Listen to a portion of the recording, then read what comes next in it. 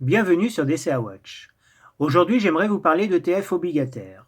En effet, cette année, avec la remontée des taux d'intérêt, je me constitue progressivement un portefeuille d'obligations, soit en direct, soit via des ETF. Alors, pourquoi investir dans des obligations? Premièrement, parce que les marchés actions consolident depuis plusieurs mois et qu'ils sont bloqués dans leur évolution par le sommet de leur range qui joue le rôle de résistance. Deuxièmement, les taux d'intérêt ont fortement augmenté en 2 ans, et les titres obligataires émis aujourd'hui offrent facilement du 4% par an en Europe. Alors oui, ça reste inférieur à l'inflation qui est à 6%, mais elle devrait baisser en 2024 et 2025. Et troisièmement, on peut remarquer que depuis 68, les taux de la Fed sont restés supérieurs à 5% pendant presque 30 ans. Aujourd'hui, il semble qu'on revienne à la normale comme une sorte de retour à la moyenne historique, car les taux ont été maintenus artificiellement bas depuis l'an 2000 pour soutenir l'économie après le 11 septembre 2001, la crise de 2008 et le Covid. On peut donc envisager que les taux d'intérêt vont se stabiliser entre 5 et 6% et qu'ils pourraient rester à ce niveau pendant plusieurs années comme dans les années 90. Par conséquent, le plus gros de la hausse des taux a déjà été fait et donc le plus gros de la baisse des obligations également. On peut donc envisager soit un maintien du capital investi, soit une plus-value si les taux baissent à nouveau. J'investis donc de 3 manières, dans des ETF obligataires, des obligations en direct et du crowdfunding qui techniquement est une émission obligataire. Et je parlerai de ces 2 derniers points dans une future vidéo. Mais dans tous les cas, je recherche une distribution d'intérêts. J'achète un ETF pour me diversifier ou quand je n'ai pas accès à un marché en particulier. Je me suis donc fixé 3 stratégies. En priorité des ETF Corporate USA, ensuite des ETF Corporate Europe et enfin des ETF investis dans des obligations d'État américaines. Et j'évite les États européens qui sont moins performants et peut-être plus risqués. Voici les ETF Corporate USA que j'ai testés. Globalement, ils se sont bien comportés malgré la hausse des taux, sauf les 3 derniers.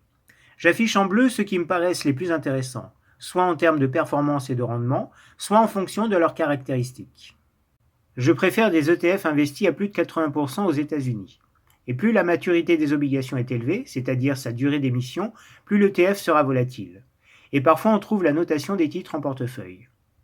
J'affiche en orange les frais les plus élevés, mais également les ETF de chez Lyxor. Car suite au rachat par Amundi, ils sont en pleine restructuration et on aura plus d'informations en fin d'année sur leur politique de distribution. Il en est de même pour les Corporate Europe.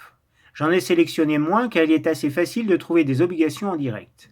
Et je dois préciser que j'affiche la performance annuelle sur 3 ans. Si la performance affichée est de 1%, cela veut dire que l'ETF a gagné 3% durant cette période. Enfin, voici les ETF investis en obligations d'État américaines. On voit clairement que la maturité détermine aussi la volatilité de l'ETF. Le bon compromis serait entre 3 et 7 ans. Et le rendement est plus faible car on a de très bonnes notations. Pour avoir une vision plus claire, affichons-les dans une matrice qui croise la performance et le rendement. Comme précédemment, j'affiche en bleu les ETF qui me paraissent les plus intéressants. Tous ont été plutôt résilients malgré la hausse des taux, tout en offrant un rendement autour de 4%. De même pour les Corporate Europe. Par contre, ils ont été moins résilients et le rendement est inférieur. J'affiche également un petit A en rouge pour indiquer que ce sont des ETF d'Amundi pour lesquels il reste encore des incertitudes au niveau de leur gestion. Et on termine avec les États USA. Le rendement est plus faible et on trouve le meilleur compromis avec les maturités de 3 à 7 ans. En effet, les obligations de plus de 15 ans ont perdu 36% en 3 ans. Mais elles redeviendront intéressantes quand on pourra anticiper une baisse des taux. Voilà pour cette présentation d'ETF que j'ai testé depuis plusieurs mois. Et bien sûr, tous les liens sont en description. Si vous aussi vous avez des ETF obligataires, merci d'échanger en commentaire, c'est toujours intéressant. Il faut noter que selon votre courtier, certains ETF peuvent être libellés en dollars. Et tous ces ETF ne seront pas forcément disponibles chez votre banque. Je dois aussi rappeler que ceci n'est pas un conseil en investissement, mais juste un partage d'expérience. Sur ce, bon investissement à tous.